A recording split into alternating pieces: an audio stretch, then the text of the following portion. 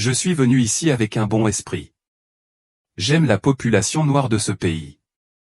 Quelques minutes avant son décès, le pape Jean-Paul II a laissé derrière lui ces derniers mots à propos de Donald Trump, choquant le monde. Cet événement inattendu a laissé les gens du monde entier stupéfaits et ils ont commencé à se poser de nombreuses questions sur l'avenir. Qu'est-ce qui l'a poussé à se sentir obligé de parler de Trump? Était-ce une prophétie devenue réalité, un signe de Dieu ou peut-être un avertissement sur les choses à venir? Dans cet épisode, nous vous en dirons plus.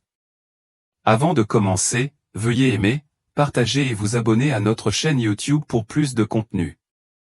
Regardez également la prochaine vidéo sur votre écran, vous pourriez l'aimer. Le message de Trump du pape Jean-Paul II. Dans l'atmosphère sacrée et sereine du Vatican, le pape Jean-Paul II s'approchait de ses derniers instants. Alors qu'il prononçait ces derniers mots, il a fait étonnamment référence à Donald Trump. Le 2 avril 2005, le pape Jean-Paul II, troisième pontife ayant exercé le plus longtemps son ministère dans l'histoire, est décédé à l'âge de 84 ans. À l'époque, Trump était largement reconnu comme un homme d'affaires flamboyant et une personnalité de la télé-réalité, loin de la personnalité politique qu'il allait devenir plus tard. Néanmoins, les réflexions du pape comprenaient des allusions à l'importance future de Trump. Cependant, ce n'était pas le seul sujet de ses dernières pensées. Il s'est également plongé dans l'Évangile, en particulier dans l'histoire du Christ ressuscité et de Thomas l'incrédule, qui a soutenu ses enseignements finaux. Au milieu de ces réflexions, sa mention inattendue de Donald Trump a suscité beaucoup d'intrigues et de spéculations. Pourquoi a-t-il parlé de Trump, une figure apparemment sans rapport avec ses préoccupations spirituelles immédiates? Restez à l'écoute, car la plus grande révélation de cette vidéo reste à venir. Les commentaires du pape Jean-Paul II sur Trump étaient énigmatiques mais indéniablement significatifs. Il a mentionné Trump dans le contexte d'événements mondiaux futurs, suggérant que Trump accéderait à une position de grande influence et jouerait un rôle crucial dans la construction de l'avenir du monde. Ces révélations posthumes ont suscité une intrigue et un débat considérable. Pourquoi un chef spirituel dévoué à la miséricorde divine et à la foi s'est-il senti obligé de parler de quelqu'un comme Trump? Qu'a-t-il vu chez Trump qui exigeait une telle attention? Ces questions sont au cœur de notre exploration des intuitions prophétiques du pape. Pour comprendre les remarques du pape sur Trump, nous devons explorer la nature de la prophétie et le rôle des chefs spirituels dans l'interprétation des messages divins. Le pape Jean-Paul II était réputé pour sa profonde spiritualité et sa capacité à discerner et à exprimer la volonté de Dieu. Ces réflexions sur Trump doivent donc être considérées sous l'angle de la perspicacité spirituelle et de la vision prophétique. Dans la tradition catholique, la prophétie implique souvent la prévision d'événements qui s'alignent sur les plans et les avertissements divins. Les commentaires du pape sur Trump peuvent être interprétés comme une vision prophétique, un aperçu de l'avenir accordé par l'inspiration divine. Cette vision ne concernait pas seulement Trump en tant qu'individu, mais aussi les implications plus larges de son ascension au pouvoir. Les réflexions du pape suggéraient que l'influence de Trump serait considérable, affectant non seulement les domaines politiques, mais aussi les dimensions morales et spirituelles. Il a fait allusion à une période de changement important où les actions de Trump provoqueraient des développements à la fois positifs et négatifs. Cette dualité est un thème commun dans les messages prophétiques, soulignant la complexité du libre arbitre humain et de la providence divine.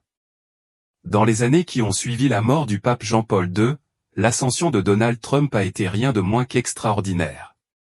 Pour beaucoup, les actions et la rhétorique de Trump ont eu des effets profonds à la fois sur les États-Unis et sur le monde. Analyser le rôle de Trump dans les événements contemporains nécessite une approche équilibrée, reconnaissant à la fois ses réalisations et ses controverses. Les partisans de Trump saluent ses efforts pour renforcer la sécurité nationale, stimuler la croissance économique et remettre en cause les systèmes politiques établis. Les critiques, cependant, soulignent les politiques de division, la rhétorique incendiaire et les préoccupations éthiques. D'un point de vue prophétique, la présidence de Trump peut être considérée comme une réalisation de la vision du pape Jean-Paul II. Son mandat a en effet apporté des changements importants et déclenché des débats mondiaux sur de nombreuses questions. Jour après jour, pour la troisième fois, une demande de report a été refusée. L'affaire tourne autour de l'argent versé à une star du porno pour le faire taire et des efforts ultérieurs de l'ancien président pour le dissimuler.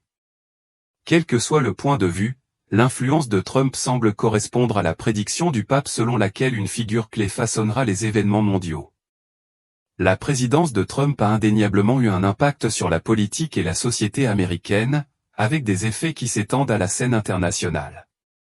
Son mandat a incité à la fois ses partisans et ses critiques à se confronter à des questions difficiles sur la moralité et la politique. D'un point de vue prophétique, ces débats soulignent la nature complexe de l'impact de Trump, reflétant les valeurs et les principes qui façonnent la vie politique et sociale. Comprendre cette réflexion est essentiel pour saisir la signification plus large de son rôle dans l'histoire moderne. Les interactions de Trump avec les communautés religieuses ont été un aspect notable de sa présidence. Il a obtenu un soutien substantiel des chrétiens évangéliques et d'autres groupes religieux qui estimaient que ses politiques étaient conformes à leurs valeurs. Les positions de son administration sur des questions telles que la liberté religieuse ont eu une profonde résonance. Avec ces groupes, le message final du pape Jean-Paul II était caractérisé par un lien profond avec la foi et un fort sens de la justice. Cela a guidé son accent ultérieur sur la miséricorde, l'amour et la vigilance. Ce fondement fournit un cadre pour évaluer l'impact de personnalités comme Donald Trump à travers une perspective spirituelle, encourageant les croyants à rester ancrés dans leurs principes au milieu des bouleversements politiques. Les années de formation du pape Jean-Paul II. Avant de devenir pape Jean-Paul II, son parcours a commencé avec des origines modestes. Né Karol Joseph Wojtyła, sa jeunesse a été marquée par de nombreuses difficultés. Il a perdu sa seule sœur, Olga, alors qu'il était encore bébé. Sa mère est morte quand il avait 9 ans et son frère aîné, Edmund, est décédé quand il avait 12 ans. Malgré ces tragédies, Karol a eu une enfance animée, prenant plaisir à pratiquer des sports comme le ski, la natation et le football. Il a joué comme gardien de but et a soutenu le club polonais de Cracovie et le club espagnol du FC Barcelone lors des matchs de football scolaire. Lorsque des tensions sont apparues entre les équipes juives et catholiques, souvent en raison de sentiments anti-juifs, Karol a volontiers pris le relais en tant que gardien de but remplaçant pour l'équipe juive lorsque cela était nécessaire. À cette époque, il a eu une relation notable avec une fille nommée Gabi, décrite comme une beauté juive aux traits et aux talents remarquables. Karol est devenu président de la Société de mariés. À 15 ans, il a fait face à une situation périlleuse qui a failli lui coûter la vie. Études et début de l'âge adulte. En 1938, Karol a commencé à étudier à l'université Jagellonne, où il a développé une passion pour le théâtre et la poésie. Il a étudié la philosophie, la langue et la littérature polonaise, l'introduction aux Russes et aux vieux slavons, tout en prenant des cours particuliers de français. En tant que bibliothécaire bénévole, il accomplit consciencieusement ses devoirs et participa à la formation militaire obligatoire avec la Légion académique, bien qu'il s'abstienne de manipuler des armes. À la fin de l'année universitaire 1938 à 1939, il interprète le rôle de Sagarius dans la production de la troupe de théâtre expérimentale The Moonlight Cavalier. L'université est fermée l'année suivante en raison de l'occupation nazie. Lorsqu'Hitler arrive pour inspecter la dévastation en Pologne, alors divisée entre l'Allemagne nazie et les soviétiques, Karol travaille comme coursier pour un restaurant. Ce travail lui permet de poursuivre ses études, de participer à des productions théâtrales et de s'engager dans la résistance culturelle. À l'automne 1940, Karol accepte un travail manuel dans une carrière de calcaire, où il travaille pendant près de 4 ans et gagne un salaire décent. Son père décède d'une crise cardiaque en 1941. Après avoir pleuré la mort de son père, Karol rejoint en 1942 un séminaire clandestin dirigé par le cardinal Sapia, archevêque de Cracovie. Expérience en temps de guerre et vocation religieuse.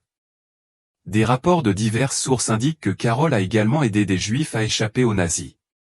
Le 29 février 1944, il est heurté par un camion allemand alors qu'il rentre chez lui après la carrière.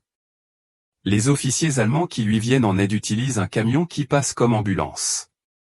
Karol passe 2 semaines à l'hôpital pour se remettre d'une grave commotion cérébrale, de multiples coupures et d'une blessure à l'épaule.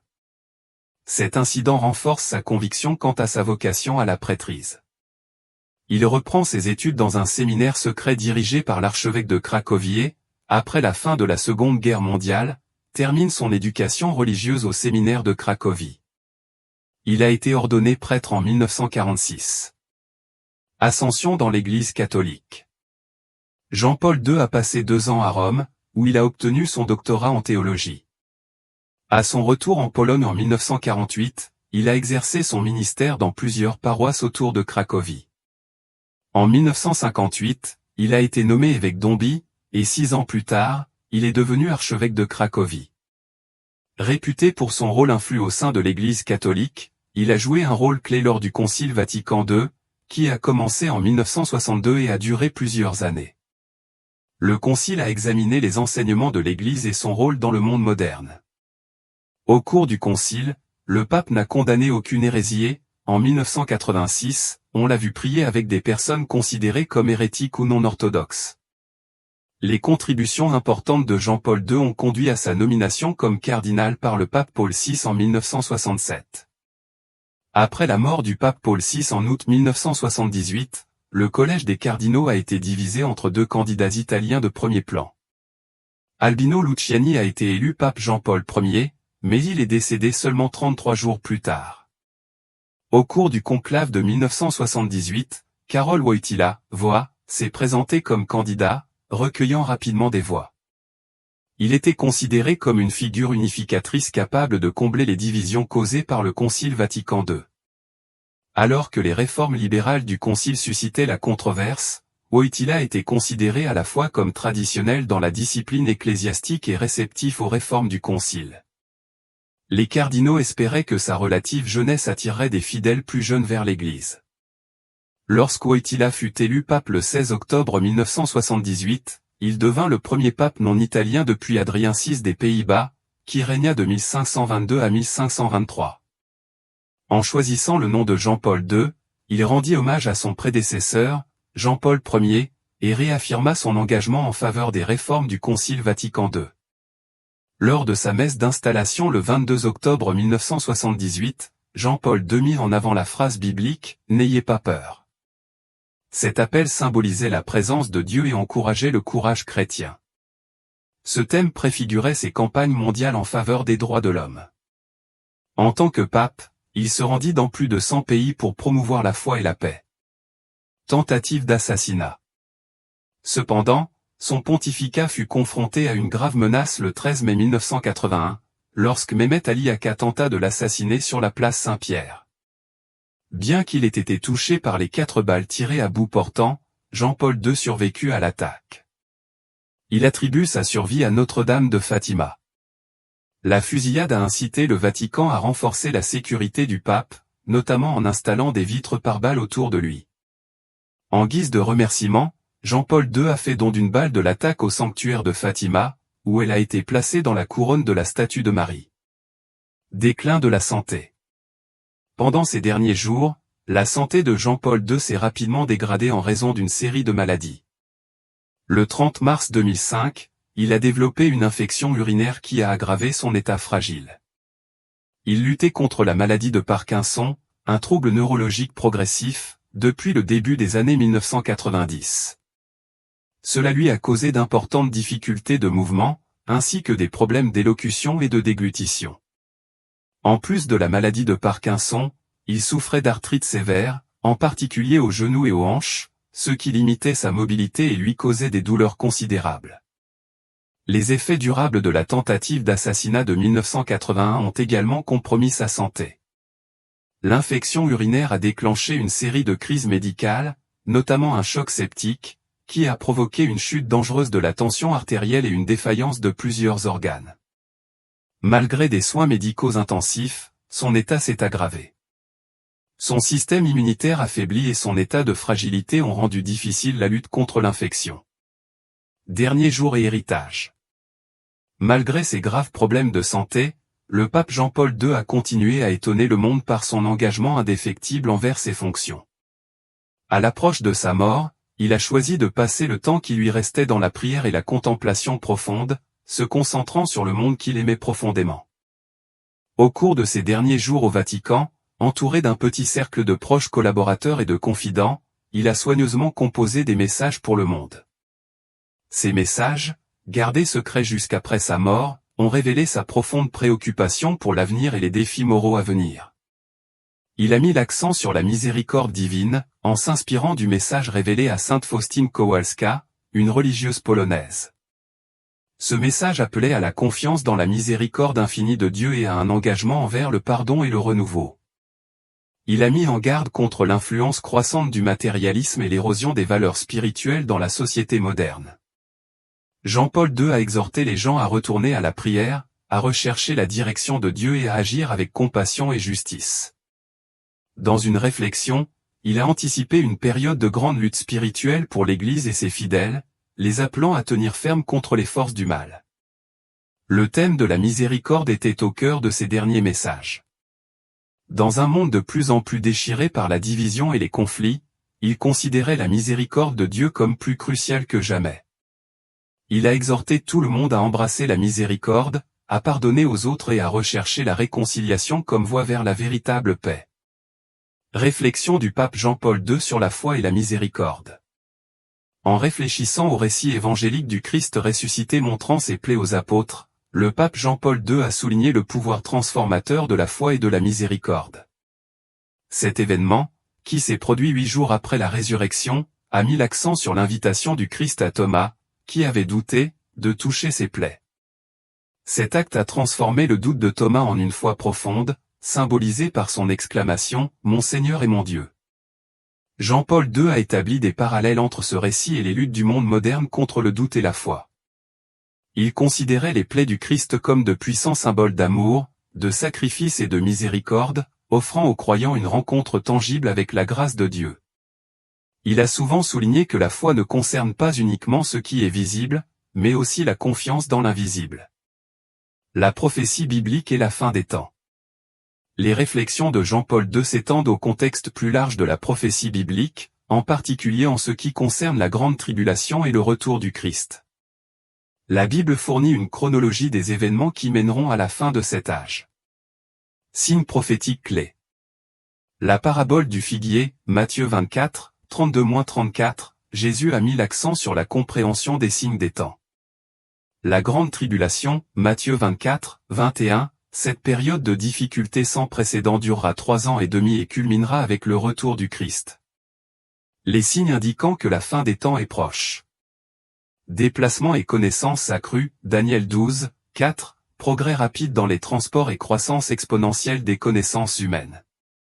Capacité de destruction mondiale, Matthieu 24, 22, le développement des armes nucléaires après 1945 a rendu possible la destruction totale de l'humanité.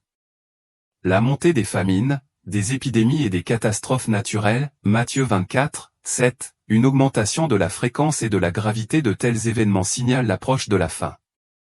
La communication mondiale, Apocalypse 11, 9, la technologie permet désormais une visualisation mondiale en temps réel, accomplissant la prophétie concernant les 2 témoins de Jérusalem.